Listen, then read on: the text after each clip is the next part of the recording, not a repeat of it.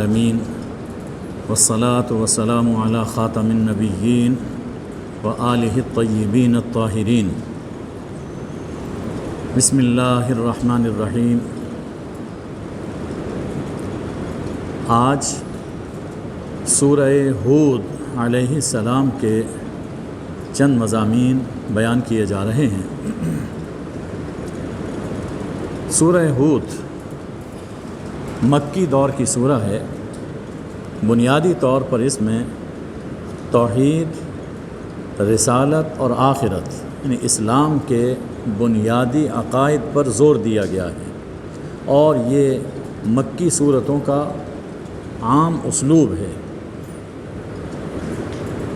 جب تک عقیدہ درست نہ ہو، اعمال درست نہیں ہوتے، تو اس لیے اللہ تعالیٰ نے مکہ میں اسلام کی بنیاد وہ مضبوط کروائی، اور پھر اس کے بعد اسلام کی عمارت کھڑی کی گئی۔ سورہ ہود، اس صورت میں حضرت نوح، ہود، صالح، ابراہیم، لوط، شعیب اور موسیٰ علیہم السلام 7 انبیاء کے احوال بیان ہوئے ہیں۔ ان واقعات میں توحید کے ساتھ خاص طور پر استغفار اور توبہ کی دعوت دی گئی ہے۔ قرآن مجید میں انبیاء علیہم السلام کے واقعات کثرت سے بیان فرمائے گئے، اور انہی انبیاء کے ہیں جن کا ذکر اس سورہ مبارکہ میں ہے۔ لیکن ہر جگہ جب کوئی واقعہ ذکر کیا جاتا ہے تو اس کا کوئی خاص پہلو نمایاں کیا جاتا ہے۔ تو یہاں اس سورہ میں توحید کے ساتھ استغفار اور توبہ کی دعوت ہے۔ گزشتہ اقوام کی مثالوں سے سمجھایا گیا ہے کہ توبہ ہمارا بہت بڑا انعام ہے۔ بڑے سے بڑا گناہ توبہ و اصلاح سے معاف ہو جاتا ہے، اور توبہ کی مہلت آخری دم تک رہتی ہے۔ 2 بیماریاں ہیں جن کی وجہ سے انسان توبہ کی سعادت سے محروم ہو جاتا ہے۔ ایک بیماری دنیا کی محبت، یعنی توبہ کی توفیق نہیں ہوتی، 2 چیزیں رکاوٹیں بنتی ہیں، ایک دنیا کی محبت اور دوسرے جاہلی تعصب اور ضد۔ انسان تعصب اور ضد میں مبتلا ہوتا ہے تو توبہ کی توفیق نہیں ہوتی۔ گزشتہ قوموں نے اس رعایت اور مہلت سے فائدہ نہیں اٹھایا، تعصب اور ضد میں مبتلا ہو کر تباہ ہوئیں۔ تم ایسا نہ کرو، بات مان لو۔ اس میں یہ ایک پہلو خاص طور پر پیش نظر رہنا چاہیے کہ ہر پیغمبر نے اس گناہ سے استغفار کی دعوت دی جس میں وہ قوم مبتلا تھی۔ اس سے یہ معلوم ہوا کہ توبہ کی لازمی شرط ترک معصیت ہے۔ اگر ایک شخص استغفار کر رہا ہے، توبہ کر رہا ہے، لیکن جس گناہ سے توبہ کر رہا ہے وہ گناہ بھی کیے جا رہا ہے، تو ایسی توبہ قابل قبول نہیں ہے۔ لازم ہے کہ پہلے گناہ چھوڑے، پھر اسے اللہ سے معافی مانگے اس گناہ سے۔ یہ بھی بیان فرمایا گیا کہ یہ کتاب لاجواب ہے۔ وہ مضمون جو سورہ یونس سے چلا وہ اس میں بھی موجود ہے کہ یہ کتاب لاجواب ہے۔ جب کتاب لاجواب ہے تو اس کا ہر بیان لا ریب اور واجب القبول ہے۔ فرمایا گیا الف لام را، یہ کتاب محکم ہے، مفصل ہے، حکیم اور خبیر ہستی کی طرف سے نازل کی گئی ہے، اور اس لیے نازل کی گئی ہے کہ تم عبادت صرف اللہ کی کرو۔ اس مقصد کے لیے نازل کی گئی کہ عبادت صرف اللہ کی۔ اب یہ دیکھیے، ایک بات عرض کی جا چکی ہے، بارہا عرض کی جا چکی ہے کہ قرآن پاک کا حاصل توحید ہے۔ اول سے سورہ فاتحہ سے لے کر تمام صورتوں میں اللہ نے توحید بیان فرمائی، اور یہاں اس بات کو خوب کھول کر فرما دیا گیا کہ یہ کتاب نازل ہی اس بات کے لیے کی گئی ہے کہ لا الہ الا اللہ مان لو، کہ اللہ کے سوا تمہارا کوئی معبود نہیں، صرف اسی کی عبادت کرو۔ یہ کتاب اس لیے نازل کی گئی ہے۔ اور دوسرا مقصد یہ ہے کہ اپنے رب سے معافی مانگو اور اسی کی طرف رجوع کرو۔ یعنی استغفار اور توبہ کے لیے۔ اس کے نتیجے میں توبہ و استغفار کے صلے میں اللہ تمہیں ایک مدت مقرر تک خوب نوازے گا، اور جو زیادہ عمل کرے گا اللہ اس پر زیادہ فضل فرمائے گا، اور اگر تم منہ پھیر لوگے تو مجھے تم پر ایک بڑے دن کے عذاب کا اندیشہ ہے، یعنی بات مان لو، اسی میں تمہاری بھلائی ہے۔ اب اس کے بعد اللہ اپنے علم کا بیان فرما رہا ہے۔ حضرت ابن عباس رضی اللہ تعالی عنہ سے اس کا ایک پس منظر منقول ہے کہ بعض صحابہ کرام ان پر حیا کا ایسا غلبہ ہوا کہ وہ ضرورت بشری کے لیے بھی لباس اتارتے تھے، جسم کچھ ننگا ہوتا تھا تو اپنا سر اور پیٹ دوہرا کر لیتے تھے تاکہ سطر پر نظر نہ پڑے، نظر نہ آئے کسی کو۔ نہیں، اس حد تک ان پر حیا کا ایک غلبہ ہو گیا۔ ظاہر ہے کہ یہ انسان کے لیے اس میں مشقت ہے، تو اللہ جل شانہ نے اس کا جواب ارشاد فرمایا کہ جب یہ اپنے سینے دوہرے کرتے ہیں تاکہ اللہ سے چھپ جائیں، ذرا سنو، ذرا غور کرو کہ جب یہ لباس پہنے ہوئے ہوتے ہیں اللہ کے سامنے تو پھر ویسے کے ویسے ہی ہیں۔ اللہ ان کے پوشیدہ کو بھی جانتا ہے اور ان کے ظاہر کو بھی جانتا ہے، تو لہٰذا جس حد تک یعنی ادب ہونا چاہیے وہ ادب کرے، لیکن حد سے زیادہ اپنے آپ کو کوئی مشقت میں نہ ڈالے۔ اس میں اللہ نے اپنے علم کامل کا بیان فرما دیا۔ تو ان آیتوں کا حاصل یہ ہے کہ قادر بھی اللہ، عالم بھی اللہ، رازق بھی اللہ، اس لیے لا تعبدوا الا اللہ، لا الہ الا اللہ۔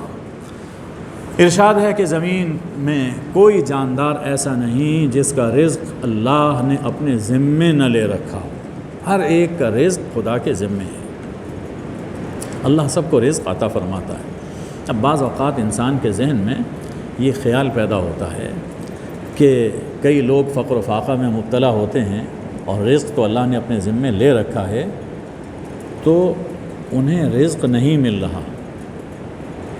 اس کی وجہ اللہ کے اس وعدے میں کوئی کمی نہیں ہے، اس کی وجہ ہمارا اپنا سسٹم ہے کہ ہم غریبوں تک، ضرورت مندوں تک ان کا رزق پہنچنے نہیں دیتے، اور کچھ لوگ ایسے ہوتے ہیں جو رہزنی کرتے ہیں، ڈاکہ مارتے ہیں، ان کا رزق خود کھا جاتے ہیں۔ تو یہ ہمارے اپنے سسٹم کی کمی ہے، اللہ نے کسی کا رزق بند نہیں کیا اور کسی کو کم نہیں دیا، ضرورت کے مطابق اللہ سب کو دیتا ہے۔ اور یہ بھی سوچنے کی بات ہے کہ رزق اللہ کا وعدہ ہے، اللہ نے کہا میرے ذمے ہے ان کا رزق اللہ کا وعدہ ہے، مغفرت اللہ کا وعدہ نہیں ہے۔ کسی سے اللہ نے وعدہ یہ نہیں کیا کہ میں تجھے ضرور بخش دوں گا، رزق اللہ کا وعدہ ہے، مغفرت اللہ کا وعدہ نہیں ہے۔ لیکن انسان بڑا عجیب ہے، جس چیز کا وعدہ ہے اس کے لیے بہت فکر مند رہتا ہے، اور جس کا وعدہ نہیں ہے اس کے بارے میں بالکل بے فکر ہے۔ فکر تو اپنی مغفرت کی، اپنی نجات کی کرنی چاہیے۔ وہ اللہ ہے وہی ہے جس نے آسمانوں اور زمین کو 6 دنوں میں پیدا کیا۔ یہ بات قرآن مجید میں کئی مقامات پر آئی کہ زمین و آسمان، پوری کائنات کو اللہ نے 6 دنوں میں پیدا کیا۔ ذہن میں خیال آتا ہے کہ اس وقت تو سورج چاند ستارے تھے نہیں، تو 6 دن یہ کیسے ہو گئے؟ یعنی اتنے وقت میں پیدا کیا جو ہمارے طلوع و غروب اب ہمارے 6 دن کے برابر ہے، اتنے وقت میں پیدا کیا۔ دوسری چیز، یہ 6 دن کون سے ہیں؟ ہمارے ہیں یا اللہ کے ہیں، عالم غیب کے؟ اللہ نے قرآن پاک میں فرمایا کہ وَإِنَّ يَوْمًا عِنْدَ رَبِّكَ كَأَلْفِ سَنَةٍ مِّمَّا تَعُدُّونَ، تمہارے 1000 سال اللہ کے یہاں 1 دن۔ تو جب 6 دن میں پیدا کیا تو گویا ہمارے 6000 سالوں میں اللہ نے یہ پیدا فرمایا اس کائنات کو۔ دوسری بات فرمائی کہ جب اللہ نے یہ کائنات تخلیق کی تو اس وقت اللہ کا عرش پانی پر تھا، یعنی اس کائنات کی تخلیق سے پہلے پانی موجود تھا اور اس پر اللہ کی حکومت اور اللہ کا تخت تھا۔ تو پانی سب سے پہلی مخلوق ہے۔ یہی بات سورہ انبیاء میں بھی آ رہی ہے کہ وجعلنا من الماء کل شیء حی، ہم نے ہر زندہ جاندار چیز کو پانی سے پیدا کیا۔ تو جو بنیادی مادہ ہے تخلیق کا وہ پانی ہے۔ جب کائنات پیدا ہو گئی، اب آسمانوں کے اوپر وہ اللہ کا عرش ہے۔ یہ سب کچھ کیوں پیدا کیا؟ لیبلوکم ایکم احسن عملا، تاکہ اللہ آزمائے کہ تم میں سے کون اچھا عمل کرتا ہے۔ اچھا عمل کون کرتا ہے؟ دیکھیے اللہ جل شانہ یہ نہیں فرما رہے کہ لیبلوکم ایکم اکثر عملا، تم میں سے زیادہ عمل کون کرتا ہے۔ اللہ کے یہاں کثرت مطلوب نہیں ہے، کوالٹی مطلوب ہے کہ کون اچھا عمل کرتا ہے، اخلاص کے ساتھ، سنت کے ساتھ جو عبادت بجا ادا کی جائے، دراصل وہی اللہ کے یہاں مقبول ہوتی ہے۔ احسن عمل وہی ہے۔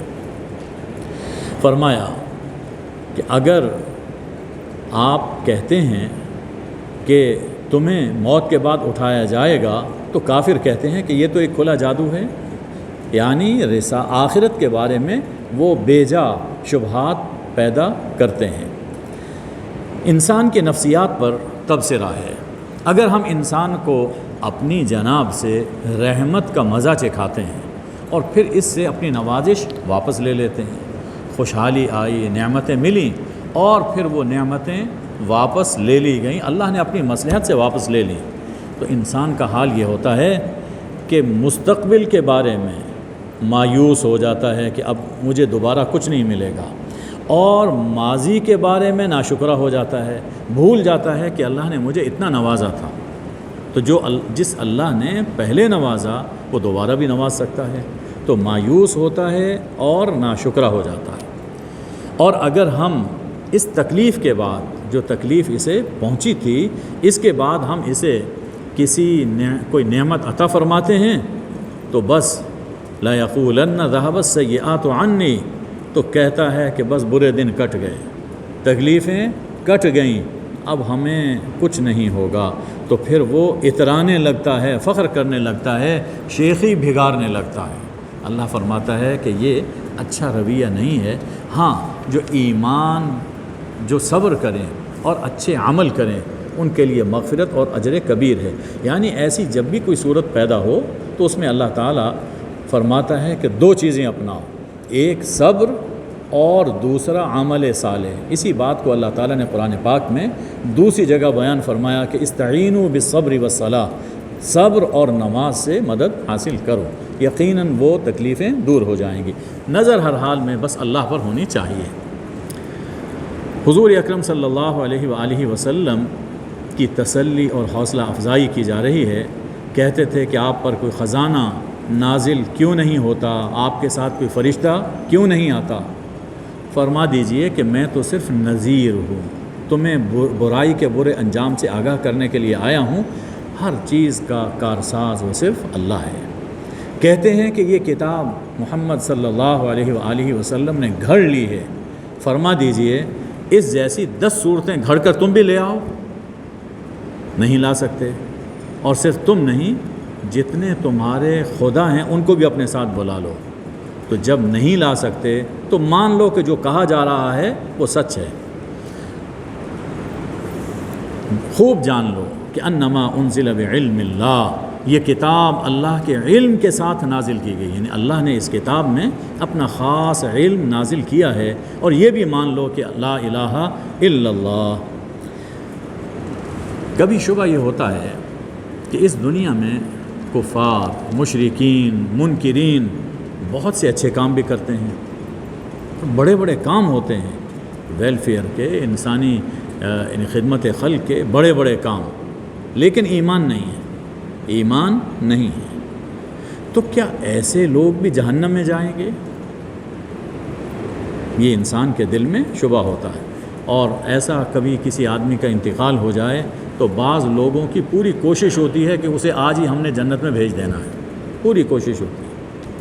اللہ تعالیٰ نے اس مقام پر فرمایا کہ جو دنیاوی زندگی ہی جس کی مراد ہوتی، دنیاوی زندگی جس کی مراد ہوتی ہے اور وہ دنیا کی زینت چاہتا ہے، یعنی یہ کام کرتا ہے، ٹھیک ہے خدمت مقصود ہے، لیکن اس کے ساتھ شہرت مل رہی ہے، اس کے نتیجے میں دولت وہ بھی حاصل ہو رہی ہے، عزت حاصل ہو رہی ہے، یہ سب چیزیں، اور دنیا میں ان کا نام ہے، تو ہم دنیا ہی میں ان کے اچھے کاموں کا صلہ عطا کر دیتے ہیں اور دنیا میں کوئی کمی نہیں چھوڑتے۔ لیکن یہ کام صرف چونکہ دنیا ان کی مراد تھی، دنیا کے لیے سب کام کیے، اللہ کے لیے نہیں کیے، تو ہم دنیا میں بھگتا دیتے ہیں، آخرت میں ہمارے پاس ان کے لیے کوئی جزا نہیں ہے۔ دنیا میں ہم نے سب کچھ عطا کر دیا، دنیا کے لیے تھا، دنیا میں مل گیا، ہمارے لیے نہیں تھا، لہٰذا قیامت کے دن ہمارے پاس ان کے لیے کچھ نہیں ہے۔ یہ مضمون اللہ تعالیٰ نے سورہ ابراہیم میں، بنی اسرائیل میں، الکہف میں، النور میں، الفرقان میں، الاحقاف میں اور سورہ محمد صلی اللہ علیہ وآلہ وسلم میں بھی بیان فرمایا۔ تو اس لیے کبھی ایسے موقع پر شبہ میں نہیں رہنا چاہیے۔ ارشاد ہے کہ بھلا دیکھو، ایک شخص وہ ہے جو اپنے رب کی طرف سے صاف راستے پہ چل رہا ہے اور اس کے ساتھ ساتھ اللہ کی طرف سے قرآن بھی اس کا شاہد موجود ہے، یعنی قرآن کی روشنی میں چل رہا ہے، اور اس سے پہلے حضرت موسیٰ علیہ السلام کی کتاب جو امام بھی تھی، رحمت بھی تھی، وہ بھی اس کی فطرت اور اس کی اس چال کی تصدیق کر رہی ہے۔ تو کیا یہ شخص اور وہ شخص برابر ہو سکتے ہیں کہ جو بھٹکا ہوا ہے، جو اپنی فطرت کو کج کر چکا ہے؟ یہ دونوں برابر نہیں ہو سکتے۔ اور جو ایسا شخص ہے صاف فطرت کا، یہ لوگ ہیں جو قرآن پر ایمان لے آتے ہیں، یعنی جس کی فطرت سلیم ہوتی ہے وہ قرآن پر ایمان لائے گا، اور جو ایمان نہیں لاتا اس کی فطرت کے اندر کجی موجود ہے۔ اور جو کفر کرتا ہے قرآن کا، ان گروہوں میں سے جہنم اس کا ٹھکانہ ہے۔ معلوم یہ ہوا کہ قرآن کا منکر جہنمی ہے، خواہ اس کا تعلق کسی فرقے سے ہو اور دنیا کے کسی خطے سے ہو۔ قرآن کا ماننا یہ ایسا ہی ہے جیسے اللہ کا ماننا، اور اگر کوئی اللہ کو نہیں مانتا تو اس کا ٹھکانہ جہنم ہے، اسی طرح جو قرآن کو نہیں مانتا اس کا ٹھکانہ جہنم ہے۔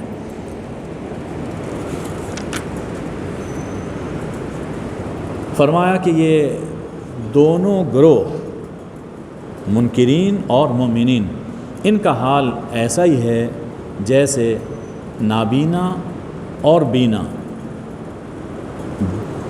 بہرا اور شنوا یعنی سننے والا، جیسے ان دونوں کا حال برابر نہیں ہے، اسی طرح پر منکرین اور مومنین ان دونوں کا انجام بھی برابر نہیں ہو سکتا۔ اب اللہ تعالیٰ نے حضرت نوح علیہ السلام کا واقعہ سب سے پہلے بیان فرمایا۔ ارشاد ہے کہ ہم نے نوح علیہ السلام کو ان کی قوم کی طرف بھیجا، انہوں نے یہ جا کر کہا کہ دیکھو میں تمہارے لیے اللہ کی طرف سے کھلا نذیر بن کر آیا ہوں، اور اس مقصد کے لیے آیا ہوں کہ لا تعبدوا الا اللہ، اللہ کے سوا کسی کی عبادت نہ کرنا، مجھے ڈر ہے کہ ایک دردناک عذاب تم پر آ پڑے گا۔ اب دیکھیے حضرت نوح علیہ السلام قدیم ترین پیغمبر ہیں، حضرت آدم علیہ السلام کے بعد یہی رسول تھے، یہی سب سے اولو العزم پیغمبروں میں سب سے پہلے پیغمبر حضرت نوح ہیں۔ تو حضرت نوح علیہ السلام نے بھی لا الہ الا اللہ کی دعوت دی، اور سورہ کے شروع میں ہم سن چکے ہیں کہ اللہ نے قرآن حضرت محمد صلی اللہ علیہ وسلم کے ذریعے سے بھیجا، اور اس قرآن کا پیغام بھی یہی ہے کہ لا تعبدوا الا اللہ، یعنی شروع سے لے کر آخری پیغمبر صلی اللہ علیہ وآلہ وسلم تک تمام انبیاء کی دعوت، سب انبیاء کا مشن یہ رہا کہ انسان کے دل میں اللہ کی عظمت اور اس کی محبت پیدا کی جائے، کہ انسان جب بھی عبادت کرے صرف ایک اللہ کی عبادت کرے۔ جب انہوں نے لا الہ الا اللہ کی دعوت دی تو ان کی قوم کے سرداروں نے، سربرآوردہ لوگوں نے کہا، اس سے پہلے گزر چکا کہ حضور صلی اللہ علیہ وسلم کی مخالفت بھی سب سے پہلے انہی چودھریوں نے، سرداروں نے، ان لوگوں نے کی، اور ہر پیغمبر کے مقابل میں اس زمانے کی ایلیٹ کلاس وہ مقابل کھڑی ہوئی۔ تو حضرت نوح علیہ السلام کے اشرافیہ نے یہ کہا کہ ہم دو باتیں کہیں، ایک تو یہ کہ آپ ہماری ہی طرح بشر ہیں، جیسے ہم انسان ویسے آپ انسان، تو آپ کی بات ماننا ہمارے لیے لازم نہیں ہے۔ دوسری بات یہ کہی، آپ کے پیروکار واضح طور پر وہ لوگ ہیں جو ہمارے اندر نیچ شمار ہوتے ہیں، گھٹیا اور معمولی لوگ یہ آپ کی پیروی کر رہے ہیں۔ ہم بڑے سردار چودھری، ہم ان کے ساتھ آ کر بیٹھیں اور ان جیسے ان کے برابر ہو جائیں، یہ نہیں ہو سکتا۔ یہ دو چیزیں وہ ہیں جو حضور اکرم صلی اللہ علیہ وسلم کی دعوت قبول کرنے میں بھی رکاوٹ بنی۔ قرآن میں اس کا ذکر موجود ہے، یعنی تمام انبیاء کے لیے دعوت میں رکاوٹ ہر زمانے میں یہی چیزیں بنتی چلی آ رہی ہیں۔ اللہ نے اس کے جواب میں فرمایا، حضرت نوح علیہ السلام سے کہلوایا کہ میری قوم یہ بتاؤ کہ اگر میں اپنے رب کی جانب سے ایک واضح اور صاف راستے پر ہوں اور رب نے مجھے اپنی خاص رحمت عطا فرما رکھی ہے جو تمہیں دکھائی نہیں دیتی، تو میں کیا کر سکتا ہوں؟ کیا ہم اس رحمت کو تم پر چپکا دیں جب کہ تم اسے ناپسند کر رہے ہو؟ ظاہر ہے کہ طلب ہوتی ہے تو کچھ ملتا ہے، اگر دل میں طلب نہیں ہے، جستجو نہیں ہے، تو پھر انسان کوئی چیز حاصل نہیں کرتا۔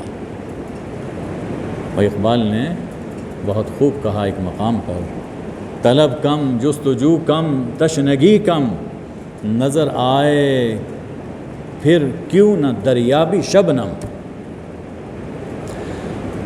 میری قوم، میں تم سے اس پر کسی مال کا سوال نہیں کرتا، میرا اجر اللہ پر ہے، اور میں ان ایمان والوں کو دھتکارنے والا نہیں ہوں۔ یہ اللہ کو ماننے والے ہیں، میں ان کو کیسے دھتکار سکتا ہوں؟ میں دیکھتا ہوں کہ تم جہالت پر اترے ہوئے ہو۔ میری قوم، اگر میں ان کو دھتکار دوں گا تو اللہ سے مجھے کون بچائے گا؟ میری کون نصرت کرے گا؟ اور میں تم سے نہیں کہتا کہ میرے پاس اللہ کے خزانے ہیں، میں نہیں کہتا کہ میں غیب جانتا ہوں، نہ میں یہ کہتا ہوں کہ میں فرشتہ ہوں، نہ میں کہتا ہوں کہ جنہیں تمہاری نگاہیں حقیر سمجھتی ہیں، میں یہ نہیں کہتا کہ انہیں اللہ کو خیر عطا نہیں کرے گا۔ اللہ جانتا ہے جو کچھ ان کے دلوں میں ہے۔ اگر میں یہ بات کہوں تو میں خود نا انصاف اور ظالم ہو جاؤں گا۔ آپ یہ دیکھیے کہ یہی بات جو حضرت نوح علیہ السلام نے اپنی قوم سے کہی، یہی بات حضرت محمد صلی اللہ علیہ وسلم نے اپنی قوم سے کہی، قرآن میں مذکور ہے۔ لوگوں نے اس کے جواب میں کہا کہ نوح بہت جھگڑا کیا ہے اور اب ہم تنگ آ گئے ہیں تمہاری ان باتوں سے، فَأْتِنَا بِمَا تَعِدُنَا إِن كُنتَ مِنَ الصَّادِقِينَ، اگر سچا ہے تو جس عذاب سے ڈراتا ہے وہ لے آ، تاکہ یہ روز کا یہ چخ ختم ہو جائے۔ نوح علیہ السلام نے فرمایا کہ عذاب تو اللہ ہی لا سکتا ہے، اگر وہ چاہے گا تو عذاب آ جائے گا، لیکن جب عذاب آئے گا تم اللہ کو عاجز نہیں کر سکتے، اور میری نصیحت تمہیں کچھ فائدہ نہیں پہنچا سکتی۔ اگر میں چاہوں کہ میں تمہیں نصیحت کروں، میں چاہتا ہوں کہ تم بات مان لو، میں تمہاری خیر خواہی کروں، لیکن اگر اللہ کو یہ پسند نہیں ہے، اللہ نہیں چاہتا ہے، تو میری نصیحت تمہیں کوئی فائدہ نہیں پہنچا سکتی۔ وہ رب ہے، اسی کی طرف تم لوٹائے جاؤ گے۔ اگر تم یہ کہتے ہو کہ یہ اللہ کا کلام میں نے گھڑ لیا، تو اس کا گناہ میرے ذمے ہے، اور جو تم جرم کر رہے ہو میں اس سے پاک ہوں۔ خیال فرمائیے، یہی باتیں ہیں جو حضور اکرم صلی اللہ علیہ وسلم سے کہی جا رہی تھیں۔ تو اللہ تعالیٰ ان باتوں سے، ان واقعات سے دراصل حضور اکرم صلی اللہ علیہ وسلم کو اور قیامت تک جو بھی دین کا کام کرنے والے ہیں ان سب کو تسلی دے رہا ہے۔ نوح علیہ السلام پر وحی آ گئی، اب یہ کشمکش بہت عرصے تک جاری رہی۔ کتنے عرصے تک جاری رہی؟ قرآن ذکر کر رہا ہے 950 سال، 9 سال کی بات نہیں ہے، 950 سال یہ کشمکش جاری رہی۔ یعنی حضرت نوح علیہ السلام کے سامنے جو لوگ تھے ان کو دعوت دیتے تھے، وہ مر جاتے تھے، آئندہ نسل کو، ان سے بعد آنے والی نسل کو، ان کے بعد آنے والی نسل کو 950 سال کتنی نسلیں ان کے سامنے آئیں، لیکن ہر نسل آنے والے کو یہ وصیت کر کے جاتی تھی کہ دیکھو اس بابا کی بات نہ ماننا، اس بابا کی بات نہ ماننا، اپنے خداؤں کے سامنے جھکے رہو۔ تو جب یہ مرحلہ ایک حد تک پہنچ گیا تو حضرت نوح کی طرف اللہ نے وحی کی کہ جو ایمان لانے والے تھے بس وہ ایمان لے آئے، اب اور کوئی ایمان نہیں لائے گا، لہٰذا ان کی کرتوتوں سے آپ غمگین نہ ہوں۔ اب آپ کیا کیجئے، کشتی بنائیے ہماری نگرانی میں اور ہماری ہدایت سے، اور اب ان ظالموں کے بارے میں آپ ہم سے کوئی بات نہ کیجئے، اب ہم نے کرنا ہے جو کرنا ہے، کسی کی سفارش نہیں، کسی کے لیے دعا نہیں، اب ان کے بارے میں ہم سے بات نہ کیجئے، یہ غرق ہو کر رہیں گے۔ حضرت نوح علیہ السلام کشتی بناتے تھے، اور جب بھی ان کی قوم کے ملا، وہی جو بڑے بڑے سردار ان کے پاس سے گزرتے، سخروا منہ، تو ان کا مذاق اڑاتے تھے کہ دیکھو اس بابا کا دماغ چل گیا، اب بھلا یہاں کوئی دریا ہے، یہاں کوئی سمندر ہے، یہ کشتی کس لیے بنا رہے ہیں، مذاق اڑاتے تھے۔ حضرت نوح نے فرمایا آج تم مذاق کر رہے ہو، ایک دن آئے گا اسی طرح ہم بھی مذاق کریں گے، ہم بھی تمہارا مذاق اڑائیں گے، ایک دن آنے والا ہے۔ بہت جلد تم جان لو گے کہ رسوا کرنے والا عذاب کس پر آتا ہے۔ یہ کشمکش ہوتی رہی، کشتی کا مرحلہ بھی گزر گیا، پھر اللہ کا عذاب آیا، اور جب ہمارا امر آیا تو وفارت تنور ابلنے لگا، تنور ابلنے لگا۔ دیکھیے یہاں تنور کا معنی حضرت ابن عباس رضی اللہ تعالیٰ عنہ نے بیان فرمایا کہ وجہ الارض، التنور وجہ الارض، یعنی سطح زمین سے پانی ابلنے لگا۔ یہ بعض لوگوں میں مشہور ہے کہ وہ ایک تنور تھا کسی بڑھیا کا، اور اس سے وہ پانی نکلنا شروع ہو گیا، اور ابھی بھی حضرت نوح علیہ السلام کا مقام یہ عراق تھا، تو یہاں کوئی تنور ابھی تک لوگوں نے وہ محفوظ رکھا ہوا ہے اپنے خیال کے مطابق، یہ وہ تنور ہے، تو ایسی بات نہیں ہے۔ اور اس معنی کی تائید کہ تنور سے مراد سطح زمین ہے خود قرآن پاک سے ہوتی ہے۔ سورہ قمر میں اللہ جل شانہ نے یہی واقعہ بیان فرمایا، وہاں الفاظ یہ ہیں کہ وَفَجَّرْنَا الْأَرْضَ عُيُونًا، زمین سے چشمے پھوٹنے لگے، تو سطح زمین سے چشمے پھوٹنے لگے۔ اب ظاہر ہے کہ بہت کثرت سے پانی ابلنے لگا، تو جب پانی آنے لگا تو ہم نے نوح علیہ السلام سے کہا کہ انسانی ضرورت کے جانور کا ایک ایک جوڑا اس کشتی میں سوار کر لیجئے۔ یہ نہیں ہے کہ دنیا بھر کے جانور اس کے اندر جمع کیے گئے تھے، انسانی ضرورت کے، اور اپنے اہل کو بھی اس میں سوار کر لیں۔ دو، ہاں آپ کے اہل میں سے جن کے بارے میں فیصلہ ہو چکا ان کو چھوڑ دیں، اور وہ کون تھے؟ ایک تو حضرت نوح علیہ السلام کا اپنا ہی بیٹا تھا، نام تھا یام، اور کنعان کے لقب سے مشہور ہے، اور بیوی جس کا نام واعلہ تھا۔ تو ان دونوں نے ایمان قبول نہیں کیا تھا، تو فرمایا کہ جس کے بارے میں فیصلہ ہو چکا ہے اس کو چھوڑ کر باقی آپ کے اہل بیت میں جتنے مسلمان ہو چکے ان کو اپنے ساتھ سوار کر لیں۔ اور تیسرا کون ہے؟ ومن آمن، جو لوگ ایمان لائے، وما آمن معہ الا قلیل، بہت تھوڑے لوگ ایمان لائے۔ کتنے؟ صرف 80 آدمی، صرف 80 آدمی ایمان لائے تھے۔ 950 سال کی جد و جہد کا حاصل صرف 80 آدمی تھے۔ اللہ اکبر، کیا عظیمت ہے حضرت نوح علیہ السلام، کیا حوصلہ تھا ان کا، اور اللہ کے فرمان کو لے کر وہ مسلسل جد و جہد کرتے رہے۔ حکم ہوا کہ اس میں سوار ہو جاؤ، اللہ کے نام سے اس کا چلنا ہے اور ٹھہرنا ہے، میرا رب غفور الرحیم ہے۔ اور وہ کشتی انہیں پہاڑوں جیسی موجوں میں لے کر چلتی رہی، یعنی طوفان آیا، آسمان سے پانی برسنا شروع ہوا اور زمین سے پانی ابلنا شروع ہوا، تو بس ایک طوفان تھا، بے پناہ طوفان تھا، اتنا طوفان کہ موجیں پہاڑوں کی طرح اوپر کو اٹھ رہی تھیں۔ اس موقع پر نوح علیہ السلام نے اپنے بیٹے کو پکارا، اور وہ الگ تھلگ تھا، پیارے بیٹے ہمارے ساتھ سوار ہو جا، ان کافروں کے ساتھ نہ رہ، ڈوب جائے گا۔ اب بیٹے نے کیا کہا؟ سآوی الی جبل یعصمنی من الماء، میں اس پہاڑ کی پناہ لوں گا، اس پہاڑ پر چڑھ جاؤں گا، یہ مجھے پانی سے، طوفان سے بچا لے گا۔ فرمایا کہ آج اللہ کے عذاب سے کوئی نہیں بچا سکتا، بچے گا وہ جس پر اللہ کی رحمت ہو۔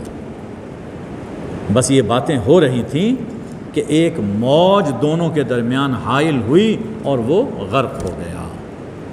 یہاں ان کے بیٹے نے یہ کہا کہ میں اس پہاڑ کی پناہ لوں گا۔ تو دیکھیے یہ جبل کیا ہے، غیر اللہ ہی تھا، اس کی پناہ کی بات کر رہا تھا جب اللہ کا عذاب آیا۔ تو اللہ کے دین کو چھوڑ کر کسی دنیاوی طاقت، دنیاوی اقتدار، کسی پارٹی کا سہارا، یہ آج کا جبل ہے، آج کا پہاڑ ہے۔ اللہ کا ایک حکم ہے، اس پہ عمل نہیں۔ کیوں؟ کہ اگر میں مخالفت کر بھی رہا ہوں تو میری پارٹی موجود ہے یا فلاں طاقت میری سرپرست ہے، اس لیے مجھے عمل کی ضرورت نہیں ہے۔ تو انہیں بے فکر نہیں ہونا چاہیے۔ اللہ کا جب عذاب آتا ہے تو پھر کوئی اقتدار اور کوئی دنیا کی طاقت وہ بچا نہیں سکتی ہے۔ جب سب ڈوب گئے، اللہ نے ختم کر دیا سب کو، تو حکم ہوا اے زمین اپنا پانی نگل لے، آسمان تھم جا، پانی خشک ہو گیا اور کام تمام ہو گیا، آپریشن کمپلیٹ ہو گیا۔ واستوت علی الجودی، اور کشتی جودی پہاڑ پر جا ٹھہری۔ آواز آئی کہ بعدا للقوم الظالمین، ظالموں پر پھٹکار ہو۔ اب اس کے بعد وہ بیٹا ڈوب گیا تھا۔ حضرت نوح علیہ السلام نے رب سے عرض کی، پروردگار میرا بیٹا میرے اہل میں سے تھا، میرا بیٹا میرے اہل میں سے تھا، تیرا وعدہ سچا ہے، تو احکم الحاکمین ہے۔ بس اتنی بات کہی ڈرتے ڈرتے۔ اللہ نے فرمایا تمہارے اہل کو میں بچاؤں گا، تو بس اتنا کہا کہ میرا بیٹا میرے اہل میں سے ہے، تیرا وعدہ سچا ہے، لیکن تو احکم الحاکمین، مجھے فیصلے پر اعتراض نہیں ہے، بس میں پوچھ رہا ہوں کہ تو احکم الحاکمین۔ فرمایا کہ نوح وہ تیرے اہل میں سے نہیں ہیں، وہ تیرے اہل میں سے نہیں، اہل بیت میں سے نہیں ہیں وہ۔ کیوں؟ اس لیے نہیں کہ معاذ اللہ کو اس کا نسب مشکوک تھا، ایسا نہیں ہے۔ پیغمبر کے گھر میں بے حیائی کبھی نہیں آ سکتی۔ انہو عمل غیر صالح، وہ سراپا بد عمل تھا، نہیں مشرک تھا، سراپا بد عمل تھا۔ اور جو اس طرح کا بد عمل ہو، جو کفر اور شرک میں مبتلا ہو، اہل بیت سے خارج ہے۔ انہو عمل غیر صالح، لہذا جس بات کا تجھے علم نہیں ہے مت پوچھ، مت سوال کر، مت مان، میں نصیحت کر رہا ہوں، یہ جہالت کا کام ہے۔ یہ حضرت نوح علیہ السلام کو کہا جا رہا ہے۔ معلوم ہوا کہ شرک پر کوئی سمجھوتا نہیں ہو سکتا، شرک پر کوئی سمجھوتا نہیں، کوئی معافی نہیں ہے۔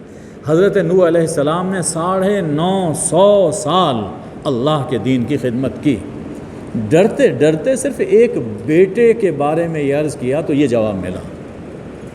ہم 4 دن نماز پڑھتے ہیں اور اللہ پر اپنا حق جتانے لگتے ہیں۔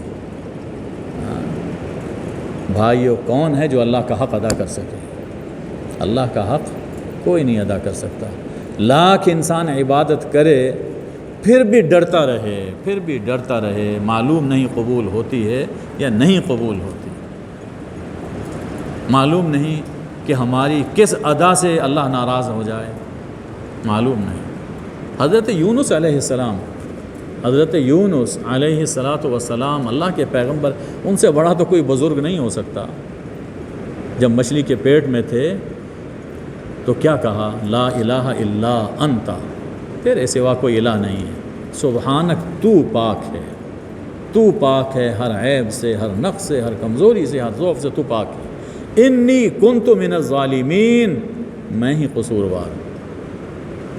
قصوروار، یعنی ہمیشہ اللہ کے سامنے اپنے قصور کا اعتراف کرنا چاہیے۔ کتنی چیزیں ہیں ہم کر جاتے ہیں، کہہ دیتے ہیں، جن کا ہمیں احساس نہیں ہوتا اور پکڑ ہو جاتی ہے، تو بس اپنا قصور، اے اللہ کہ میں ہی قصوروار ہوں۔ تو یہاں بھی حضرت نوح علیہ السلام نے کہا کہ پروردگار میں تیری پناہ میں آتا ہوں کہ تجھ سے وہ مانگوں جس کا مجھے علم نہیں، اور اگر تو نے معاف نہ کیا، مجھ پہ رحم نہ فرمایا تو میں تباہ ہو جاؤں گا۔ یہ بالکل وہ دعا ہے جو حضرت آدم علیہ السلام، حضرت حوا علیہ السلام نے کی تھی۔ تو یہ آدم ثانی ہیں حضرت نوح، تو گویا آدم اول، آدم ثانی، ہمارے اجداد نے، ہمارے ماں باپ نے ہمیں یہ سکھایا کہ اگر کوئی غلطی ہو جائے تو فوراً اللہ سے معافی مانگ لیا کرو، اسی میں عافیت ہے۔ حکم ہوا کہ نوح اترو، اب اس کشتی سے اترو، ہماری طرف سے سلامتی کے ساتھ، اور آپ پر ہماری برکتیں ہیں، اور ان لوگوں پر، ان امتوں پر جو آپ کے ساتھ ہیں، اور ایسی امتیں ہیں، ایسی جماعتیں ہیں جنہیں ہم نوازتے ہیں لیکن پھر ان پر عذاب علیم آتا ہے۔ یعنی کچھ تو ایسے ہیں کہ جن پر اللہ کی رحمتیں، برکتیں ہوں گی، وہ جو آپ کے پیچھے چلیں گے، لیکن جو آپ کی پیروی نہیں کریں گے ان پر عذاب علیم آ بھی چکا۔ ارشاد ہے کہ یہ غیب کی خبریں ہیں جو ہم آپ کی طرف وحی کر رہے ہیں، آپ نہیں جانتے تھے، نہ آپ کی قوم ان باتوں کو اس سے پہلے جانتی تھی۔ صبر کیجئے، یقیناً آخری کامیابی اہل تقویٰ کو، متقیوں کو ہی ملے گی جو ہماری مرضی کے مطابق اپنی زندگی بسر کرتے ہیں۔ تو یہ سبق دیا اللہ نے حضرت نوح علیہ السلام کے قصے سے۔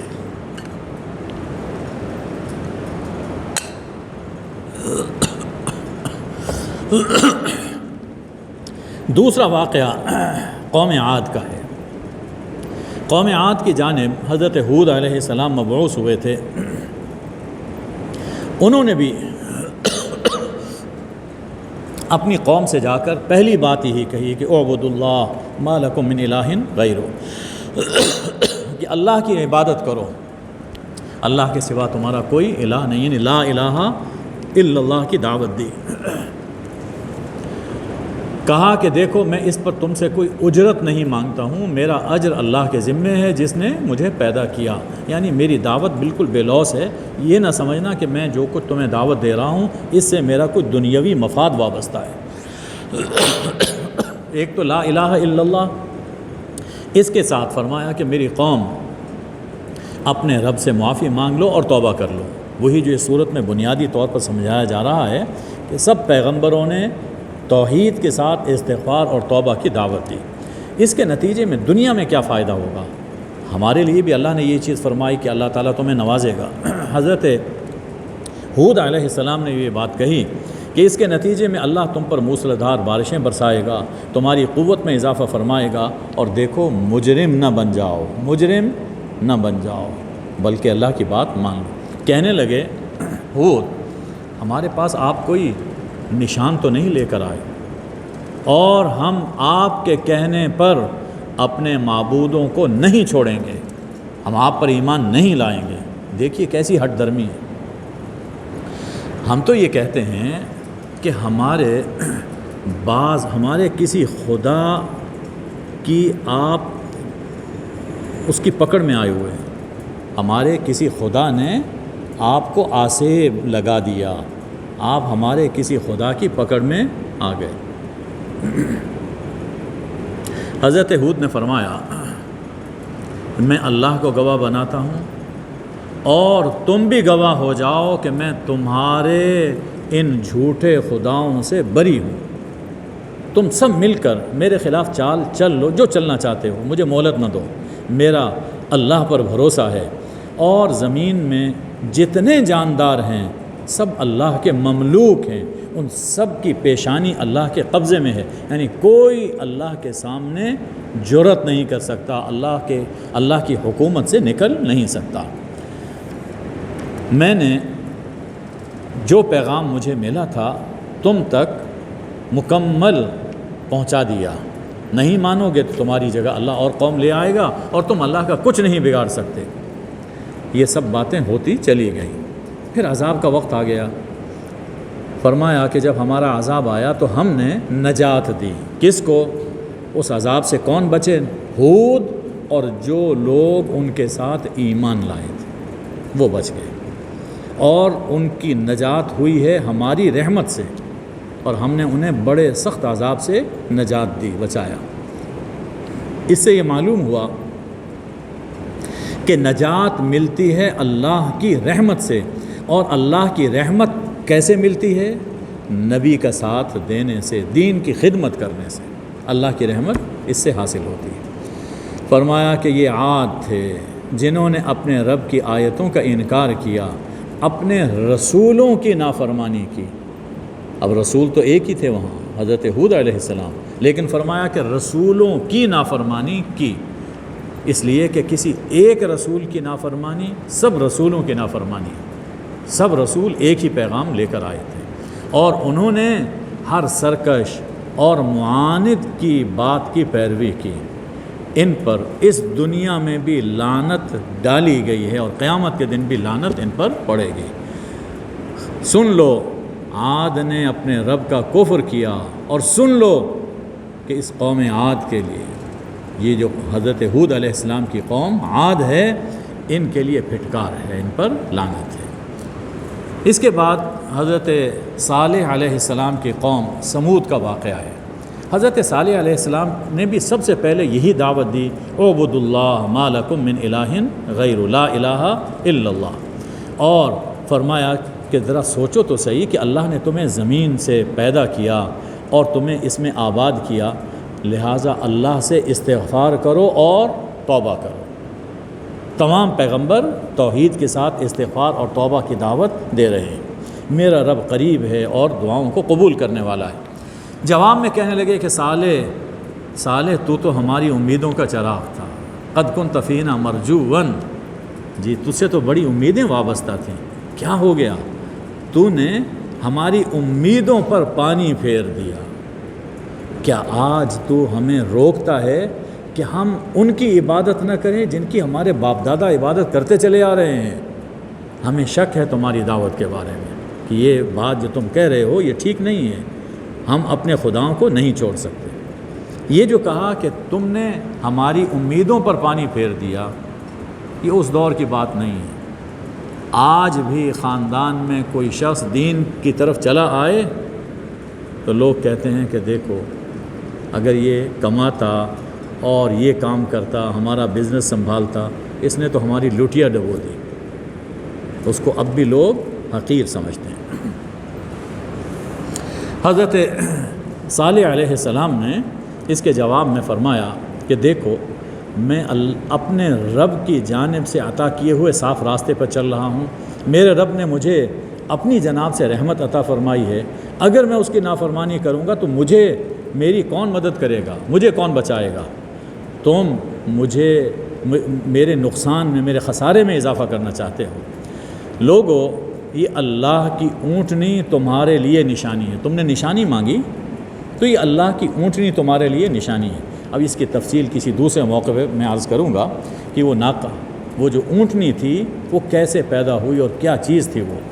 فرمایا کہ یہ اللہ کی اونٹنی تمہارے لیے نشانی ہے، تم نے، اور یہ ان کی منہ مانگی نشانی تھی، انہوں نے کہا تھا کہ اس طرح کی اونٹنی آئے، لہٰذا اسے چھوڑ دو، زمین میں کھائے پیے چرے، اور اسے بری نیت سے ہاتھ نہ لگانا ورنہ عذاب قریب ہے۔ باز نہیں آئے، انہوں نے اونٹنی کو زخمی کیا، مار ڈالا۔ فرمایا کہ بس اب حجت پوری ہو گئی، 3 دن اپنے گھر میں ان اپنے علاقے میں، اپنے گھروں میں تم زندگی گزار لو، جو فائدہ اٹھانا ہے اٹھا لو، اور یہ اللہ کا سچا وعدہ ہے۔ چنانچہ جب اللہ کا عذاب آیا تو ہم نے صالح کو اور ان پر ایمان لانے والوں کو نجات دی، اور نجات ملی ہماری رحمت سے، اور اس دن کی رسوائی سے ہم نے ان کو بچایا۔ یقیناً تیرا رب بڑا قوی ہے اور ہر چیز پر غالب ہے۔ ان پر عذاب یہ آیا کہ ایک ہولناک آواز آئی، ایک چنگھاڑ تھی، دل پھٹ گئے اور جہاں تھے وہیں پر گھٹنوں کے بل گر گئے، اور ایسا منظر تھا کأن لم یغنوا فیہا، گویا یہاں کوئی آباد ہی نہیں تھا، ہر طرف سناٹا، ایک ہو کا عالم تھا، کوئی آواز سنائی نہیں دیتی تھی۔ سنو جرم کیا تھا، انہوں نے اپنے رب کا انکار کیا تھا، سمود پر پھٹکار ہو۔ اب حضرت ابراہیم علیہ السلام کا واقعہ ہے۔ فرمایا کہ ہم نے ابراہیم علیہ السلام کو بشارت دینے کے لیے اپنے رسول بھیجے۔ رسول سے مراد یہاں فرشتوں کی جماعت ہے۔ وہ حاضر ہوئی، انسانی شکل میں آئے، کہا سلام، حضرت ابراہیم نے بھی جواب میں کہا کہ سلام، یعنی یہ طریقہ سلام کا آج سے نہیں ہے، قدیم سے چلا آ رہا ہے، اور جنت میں بھی یہی طریقہ رہے گا۔ بس کچھ ہی دیر گزری کہ ایک بچڑا تلا ہوا بھونا ہوا وہ سامنے لے آئے، یعنی یہ نہیں پوچھا کہ آپ کیا کھائیں گے، کیا ہوگا، یہ نہیں، بلکہ گھر سے ایک بچڑا بھون کر وہ لے آئے کھانے کے لیے۔ اب دیکھیے یہ حضرت ابراہیم علیہ السلام کے زمانے کی ضیافت ہے، مہمان آیا ہے تو پوچھنا نہیں ہے، بلکہ جو گھر میں ہے میسر اچھے سے اچھا وہ لا کر مہمان کے سامنے رکھ دیا۔ زمانے نے ترقی کی تو پھر مہمان سے پوچھا جانے لگا کہ آپ کچھ کھائیں گے۔ اب زمانے نے اور ترقی کی، ہم آج کل کے دور میں ترقی یافتہ دور میں ہیں، تو اب زمانے نے جب ترقی کی تو اب پوچھتے ہیں آپ کھا کے تو آئے ہوں گے، آپ کھا کے تو آئے ہوں گے یہ ترقی ہو گئی ہے۔ تو حضرت ابراہیم علیہ السلام کا دور یہ تھا کہ وہ بچڑا بھونا ہوا وہ فوراً لے آئے، لیکن دیکھا کہ ان کے ہاتھ بڑھ نہیں رہے، نہ کہ رہوں تو کھٹکا ہوا، اور ان سے خوف محسوس کیا۔ اب یہ دیکھیے کہ اس زمانے میں یہ ایک دستور تھا کہ جس گھر سے کھایا ہے اس کو نقصان نہیں پہنچانا، اور اگر نہیں کھا رہے تو اس کا مطلب یہ ہے کہ یہ دشمن ہے، تو انہیں کھٹکا ہوا کہ یہ کہیں دشمن ہمارے گھر میں آ گئے۔ اب جو ترقی ہوئی ہے ہماری، تو اس ترقی یافتہ دور میں اب ڈاکو چور جب کسی کے گھر گھستے ہیں تو پہلے کھانا پکواتے ہیں، کھانا کھاتے ہیں، تو یہ چور صرف چور ہی نہیں ہے، نمک حرام بھی ہیں، اور پھر کئی گھروں میں تو اس سے بھی آگے بڑھ جاتے ہیں، بے غیرت بھی ہیں۔ تو چوروں کے بھی کوئی ایٹیکیٹس ہوتے تھے۔ یہ ایسا دور ہے کہ جس میں ہر اچھی قدر پامال کر دی گئی، تو انہوں نے خوف محسوس کیا، کہنے لگے، فرشتے کہنے لگے کہ ڈریے مت، ہم قوم لوط کی طرف بھیجے گئے ہیں اور عذاب لے کر آئے ہیں، ان کو تباہ کرنا ہے، تو جا رہے ہیں ہم لوط علیہ السلام کے پاس، راستے میں اللہ نے ہمیں فرمایا کہ میرے ابراہیم کو بشارت دیتے جاؤ، تو ہم بشارت لے کر آئے ہیں آپ کے پاس، جا رہے تھے ادھر۔ لوط علیہ السلام حضرت ابراہیم علیہ السلام کے بھتیجے تھے۔ حضرت ابراہیم علیہ السلام یہ فلسطین میں ان علاقوں میں، لوط علیہ السلام وہ جو صدوم کی یہ بستیاں تھیں جہاں آج کل وہ ڈیڈ سی ہے، تو وہاں پر مبعوث کیے گئے تھے۔ وہاں ان کا کوئی خاندان نہیں تھا، صرف رسالت کے لیے، اللہ کا پیغام پہنچانے کے لیے وہاں پر گئے تھے۔ حضرت ابراہیم علیہ السلام کی زوجہ محترمہ حضرت سارہ وہ کھڑی ہوئی تھیں، وہ ہنس پڑی، وہ جو کہا نا کہ ہم بشارت کے لیے آئے ہیں، تو وہ ہنس پڑی، مسکرائیں۔ تو ہم نے انہیں بشارت دی کہ اسحاق پیدا ہوں گے آپ کے ہاں، بیٹا پیدا ہوگا جن کا نام اسحاق ہے، اور صرف اسحاق نہیں، ان کے بعد پھر ایک یعقوب بھی آنے والے ہیں، یعنی ان کا بیٹا یعقوب، وہ بھی پوتے کی بھی بشارت ساتھ دیتی، وہ بھی آئیں گے۔ اچھا، اس مقام سے ایک بات کی طرف ایک حقیقت معلوم ہوتی ہے، یہود یہ کہتے ہیں کہ اللہ کے ہاں جو ذبیح تھے وہ اسحاق تھے، اسماعیل نہیں تھے، ذبیح اسحاق ہیں، اسماعیل نہیں۔ ہم یہ کہتے ہیں کہ اسماعیل وہ ذبیح اللہ ہے۔ اس بشارت سے معلوم ہوتا ہے کہ اسحاق علیہ السلام ذبیح نہیں تھے، اس لیے کہ جب بشارت دی گئی، ابھی وہ پیدا نہیں ہوئے تھے، تو بشارت یہ دی گئی کہ ان کے بعد یعقوب علیہ السلام آئیں گے، یعقوب آئیں گے، ان کا یعنی ان کا بیٹا، آپ کا پوتا، وہ آئے گا۔ تو جو ذبیح ہو رہا ہو، ذبح ہو رہا ہو اللہ کی راہ میں، اس کی تو نسل کی بات ہی نہیں ہو سکتی۔ تو یہ بشارت کہ ان کا بیٹا بھی ہوگا اسحاق کا، یہ اشارہ ہے کہ ذبیح اسحاق نہیں تھے، اسماعیل تھے۔ بس جب یہ بات سنی تو حضرت سارہ نے یوں کیا، کہا ہائے، ارے میں ماں بنوں گی، میں بڑھیا، یہ میرے شوہر بوڑھے، یہ تو بڑی عجیب چیز ہے۔ تو یوں سر پر اس طرح پر انہوں نے اپنے ماتھے پر ہاتھ مارا۔ فرشتوں نے کہا کہ کیا تمہیں اللہ کے امر سے تعجب ہو رہا ہے؟ ارے اہل بیت تم تو وہ ہو کہ جن پر شب و روز اللہ کی رحمتیں اور برکتیں نازل ہوتی ہیں، اور اللہ خوبیوں والا ہے، وہ صاحب مجد ہے، تو اس لیے تمہیں اس پہ تعجب نہیں ہونا چاہیے۔ جب اللہ کسی چیز کا فیصلہ کر لیتا ہے تو وہ ہو جاتی ہے، سب کچھ ٹھیک ہو جاتا ہے۔ یہ جو ہم درود پڑھتے ہیں، اللہم صلی علی محمد وعلی آل محمد کما صلیت، اللہم بارک علی محمد وعلی آل محمد کما بارکت، یہ درود ابراہیمی غالباً اسی آیت سے ماخوذ ہے، بالکل یہی آیت کا مضمون ہے جو درود ابراہیمی میں پایا جاتا ہے۔ جب ابراہیم علیہ السلام سے وہ ڈر دور ہوا اور بشارت مل گئی، یجادلون فی قوم لوط، تو ہم سے وہ لوط کی قوم کے بارے میں جھگڑنے لگا۔ یہ جھگڑنے کا لفظ اللہ نے بڑے پیار سے استعمال کیا ہے، پیار سے، بلا تشبیہ کہہ رہا ہوں۔ جیسے بیٹا بیٹی کوئی بات منوانا چاہے اور اصرار کرے، بار بار اصرار، تو ہم کہتے بیٹا کیوں مجھ سے جھگڑ رہے ہو؟ اب اس میں بے ادبی کا پہلو نہیں ہے، اب یہ پیار سے، بڑے ناز سے ابراہیم خلیل اللہ سے عرض کرتے ہیں کہ ان کو معاف کر دیجئے، ان کو معاف کر دیجئے، عذاب کی خبر تھی، ان کو معاف کر دیجئے۔ یقیناً ابراہیم بہت حلم والے، نرم دل اور توبہ و انابت والے تھے، اس لیے وہ سفارشیں کر رہے تھے۔ ہم نے کہا کہ ابراہیم اسے چھوڑیے، اللہ کا فیصلہ ہو چکا اور ان کے پاس عذاب آئے گا، اب وہ ٹل نہیں سکتا۔ چنانچہ جب ہمارے فرشتے، یہی فرشتے لوط کے پاس پہنچے علیہ السلام، وہ غمگین ہوئے اور دل تنگ ہوا، کہنے لگے کہ آج بڑا کٹھن، آج کا دن بڑا سخت دن ہے، اس لیے کہ یہ فرشتے بہت خوبصورت لڑکوں کی شکل میں وہاں پہ گئے تھے، اور آپ جانتے ہیں کہ وہ لوگ کس طرح کی علت میں مبتلا تھے۔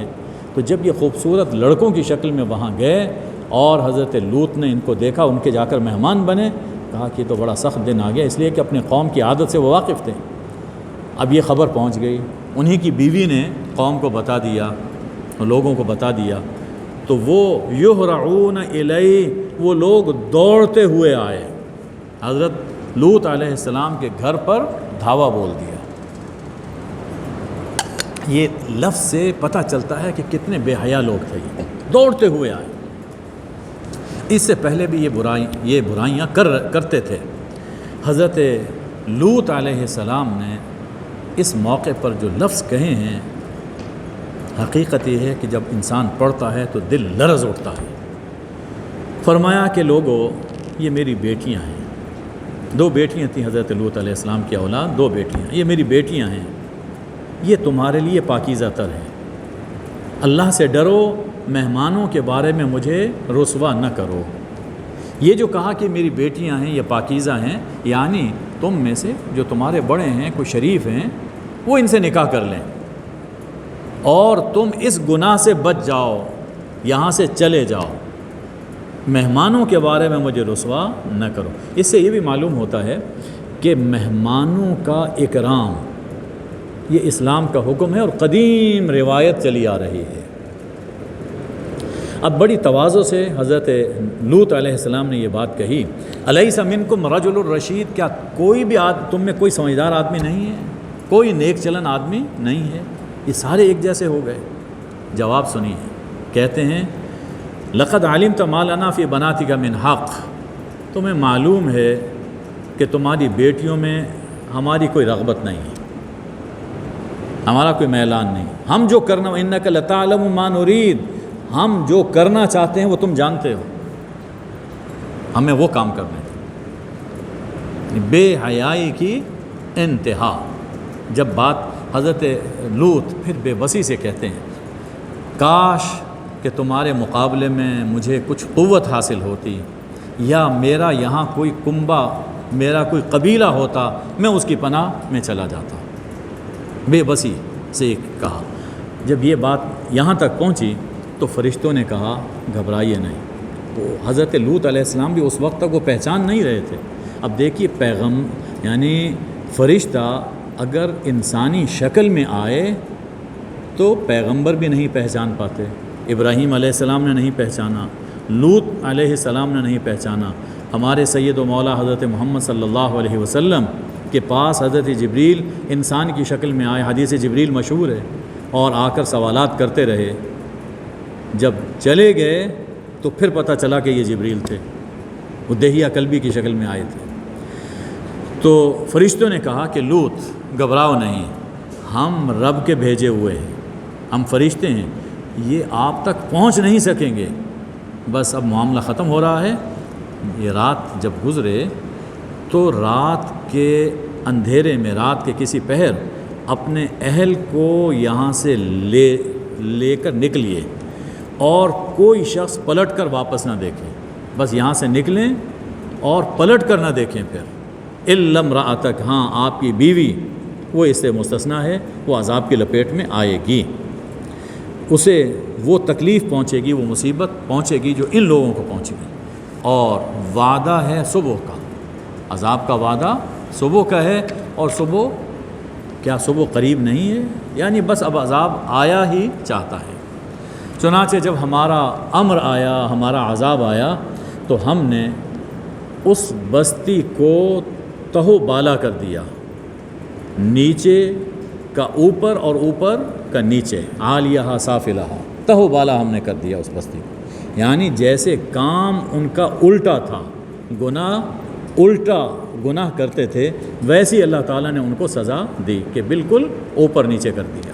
اور پھر اس پر پتھر برسائے, پتھر گھنگریال, وہ جو یعنی سخت جو پتھر ہوتے ہیں وہ برسائے, اور مسلسل پتھر برسائے. اور وہ پتھر رب کے یہاں نشان زدہ تھے, کو خاص طرح کے عذاب کا نشان ان پر تھا, وہ پتھر برسے.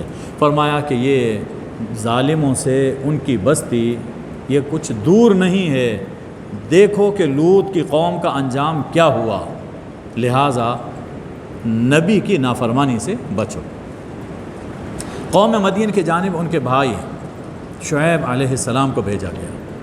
انہوں نے جا کر بھی سب سے پہلے یہ بات کہی کہ لا الہ الا اللہ کو مان لو اور ناپ تول میں کمی نہ کرو. میں تمہیں دیکھتا ہوں کہ تم آسودہ حال ہو, مجھے ڈر ہے کہ تم پر ایک ایسا عذاب آئے گا جو تم سب کو گھیر لے گا. یہ جو کہا کہ ماپ تول میں کمی نہ کرو, پورا ماپ تول کرو, یہ معصیت کو چھوڑنے کی تلقین تھی کہ ایک تو لا الہ الا اللہ مانو, اور دوسرا تم جس گناہ میں مبتلا ہو اس سے استغفار کرو اور توبہ کر لو. دیکھو کاروبار کرتے ہو تو کاروبار میں جو بچ رہے وہ اللہ کا دیا ہوا وہ نفع, وہ ہے تمہارے لیے بہتر. کہنے لگے کہ شعیب کیا تیری نمازیں تمہیں یہ سکھاتی ہیں کہ ہم اپنے آباء و اجداد کے خداؤں کو چھوڑ دیں, یا اپنے اموال میں اپنی مرضی نہ کر سکیں, اپنی مرضی سے ہم کاروبار نہ کر سکیں, یہ نمازیں سکھاتی ہیں؟ تو بڑا باوقار سمجھدار ہے اور نیک چلن ہے, پھر ایسی بات کرتے ہو. یعنی ان کے ہاں یہ تھا کہ جو بددیانتی سے روکتا ہے وہ بے سمجھ ہے, اور ان کو کہہ رہے تھے آپ تو بڑے سمجھدار ہیں, آپ کیسی باتیں کر رہے ہو, اس طرح تو کاروبار نہیں چلتا. تو جواب میں حضرت شعیب علیہ السلام نے فرمایا کہ میری قوم بھلا دیکھو کہ اگر میں اپنے رب کی جانب سے صاف راستے پر ہوں, بینہ پر ہوں, اور اللہ نے مجھے بھی اچھا رزق عطا کر رکھا, وہ حضرت شعیب بھی کاروباری تھے, اور میں یہ نہیں چاہتا ہوں کہ جس بات سے تمہیں روک رہا ہوں میں خود وہ کام کروں, میں یہ نہیں چاہتا. یعنی میں جو بات کہہ رہا ہوں کاروبار میں کمی بیشی نہ کرو, یہ میں خود اس پر عمل کرتا ہوں.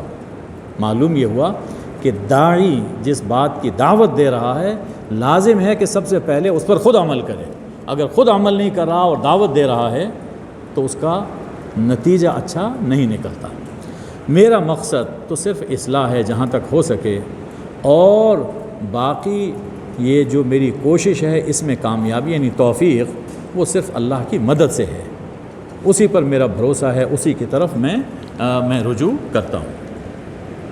میری قوم میری دشمنی میں کہیں ایسا نہ ہو کہ تم پر وہ عذاب آئے جو قوم نوح، قوم ہود اور قوم صالح پر عذاب آیا، اور لوط کی قوم کچھ تم سے دور نہیں ہے۔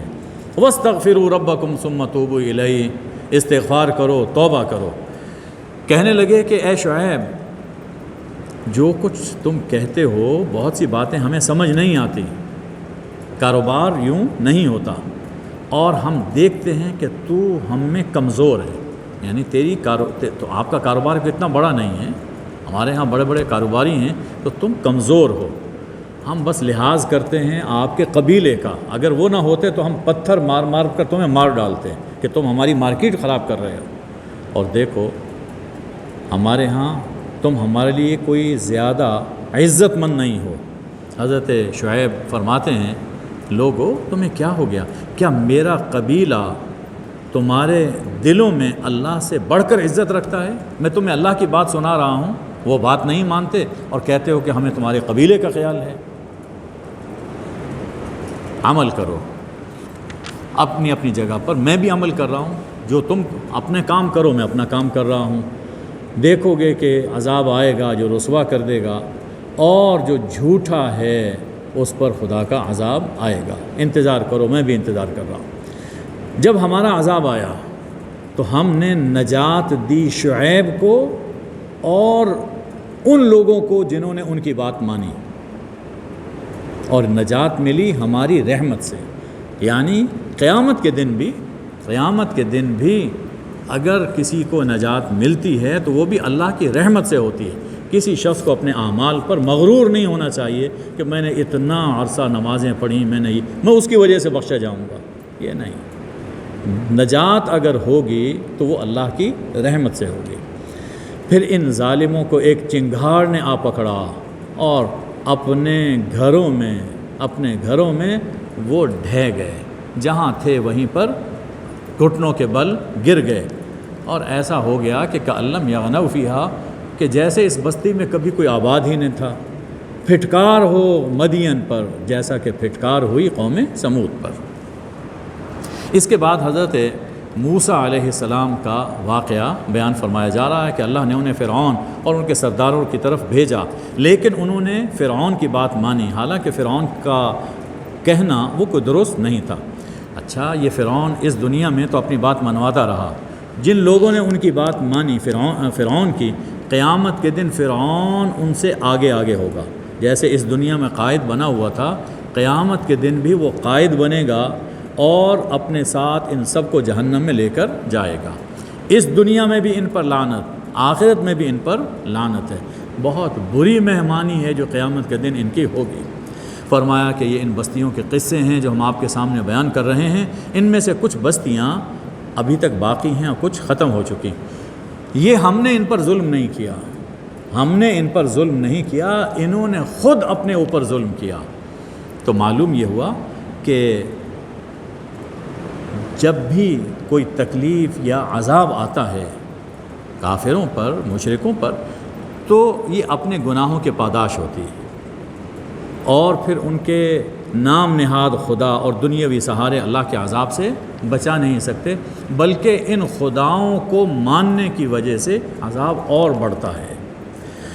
اور یوں ہی تیرے رب کی پکڑ ہوتی ہے جب وہ بستیوں کو پکڑتا ہے، ظالم بستیوں کو جب پکڑتا ہے تو پھر اس کی پکڑ یوں ہی ہوتی ہے، اس کی پکڑ بڑی المناک اور شدید ہوتی ہے۔ ان فی ذالک لآیہ، یقیناً اس واقعے میں، ان سب واقعات میں، ان بیانات میں ایک نشانی ہے کہ جس سے تم صحیح راہ سمجھ سکتے ہو، صحیح راہ کو معلوم کر سکتے ہو، لیکن معلوم اسی شخص کو ہوگی کہ جس کے دل میں آخرت کے عذاب کا خوف ہوگا۔ فرمایا کہ قیامت کے دن کچھ لوگ بدبخت ہوں گے اور کچھ لوگ نیک بخت ہوں گے، کچھ خوش نصیب اور کچھ بد نصیب۔ یہ جو بد نصیب ہیں یعنی کفر کی حالت میں، شرک میں جن کا انتقال ہوا، یہ جہنم میں ڈالے جائیں گے اور جہنم میں چیخیں گے، دھاڑیں گے، لیکن ہمیشہ اس میں رہیں گے، ما دامت السماوات والارض، جب تک کہ آسمان و زمین قائم ہے، الا ما شاء ربک، مگر جو تیرا رب چاہے۔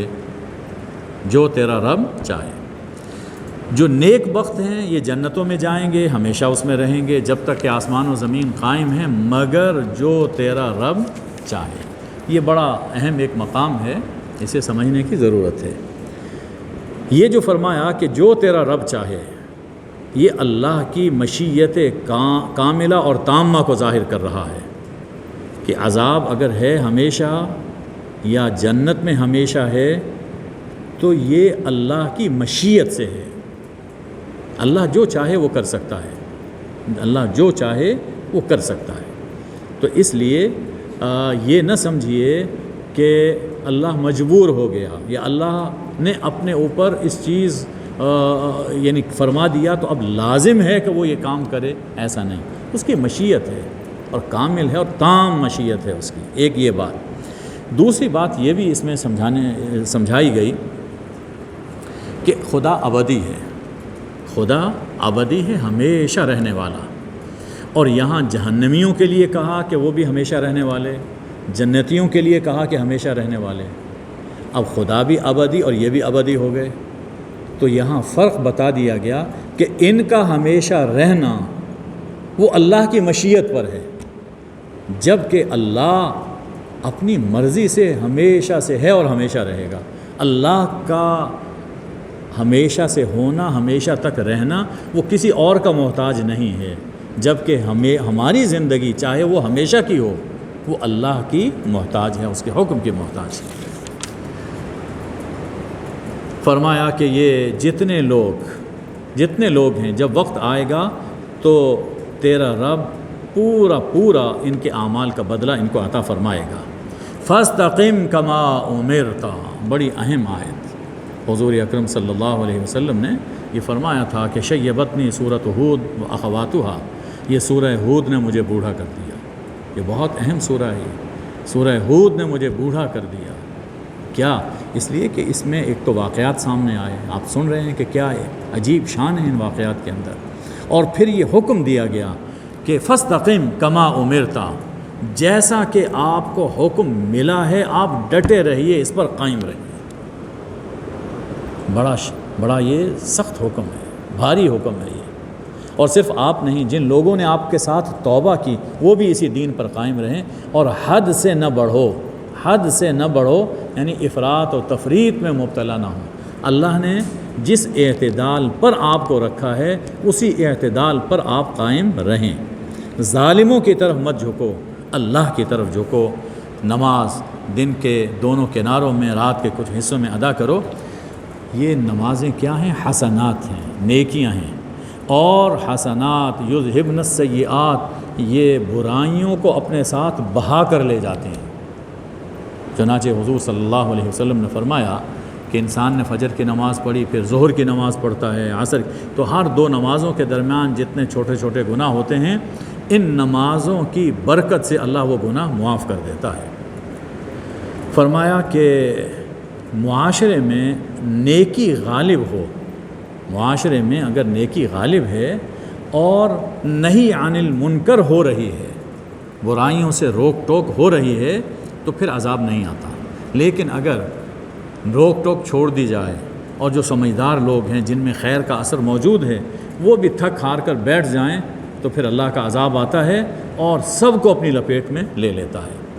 تیرا رب بستیوں کو ظلم سے ہلاک نہیں کرتا جب کہ وہاں کے رہنے والے اپنی اصلاح کر رہے ہوں۔ آخر میں ارشاد ہے کہ یہ قصے جو ہم آپ کے سامنے بیان کر رہے ہیں رسولوں کی خبریں، اس لیے کہ آپ کا دل مضبوط رہے، آپ کے حوصلے کے لیے ہم یہ واقعات بیان کرتے ہیں۔ اور اس سورہ میں حق ہے، موعظت ہے، نصیحت ہے اہل ایمان کے لیے۔ ان کافروں سے کہہ دیجئے کہ تم اپنا عمل کرو، میں اپنا عمل کر رہا ہوں، ہم بھی عمل کر رہے ہیں، تم بھی عمل کرو، انتظار کرو، ہم بھی انتظار کر رہے ہیں۔ سورہ کی بالکل آخری آیت یہ حاصل صورت ہے۔ فرمایا کہ وَلِلَّهِ غیب السماوات والارض، غیب دان صرف اللہ ہے، غیب دان صرف اللہ۔ آپ سن رہے ہیں حضور اکرم صلی اللہ علیہ وسلم سے، اور سب انبیاء یہی کہتے چلے آئے، وَلَا عَالَمُ الْغَیْبِ، میں غیب نہیں جانتا۔ یہاں فرمایا کہ وَلِلَّهِ غیب السماوات والارض، آسمانوں اور زمین کا غیب صرف اللہ کے پاس ہے۔ معلوم ہوا کہ غیب دان صرف اللہ ہے۔ اور وَإِلَيْهِ يُرْجَعُ الْأَمْرُ كُلُّ، مختار کل وہ بھی صرف اللہ ہے، فَاعْبُدْهُ، لہٰذا ہر طرح کی بندگی بھی صرف اسی کی کرو، وَتَوَكَّلْ عَلَيْهِ، اور زندگی کے ہر معاملے میں بھروسہ بھی صرف اسی پر رکھو، وَمَا رَبُّكَ بِغَافِلٍ عَمَّا تَعْمَلُونَ، تم جو کچھ کر رہے ہو اللہ اس سے بے خبر نہیں ہے۔ قیامت کے دن ہر ایک کو اس کے عمل کی پوری جزا اور سزا دی جائے گی۔ اللہم صلی علی سیدنا و مولانا محمد النبی الامی و آلہ وبارک وسلم۔ اے اللہ، ہم نے جو کچھ سنا ہے ہم اس پر ایمان لاتے ہیں، ہمیں اس پہ عمل کرنے کی توفیق عطا فرما۔ اے اللہ، اپنے عذاب سے، اپنے غضب سے بس اپنی ہی پناہ عطا فرما دے۔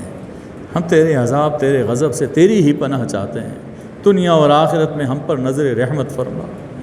اے اللہ، ہمارے اعمال اس قابل نہیں ہے کہ ان پر ہم بھروسہ کر سکیں۔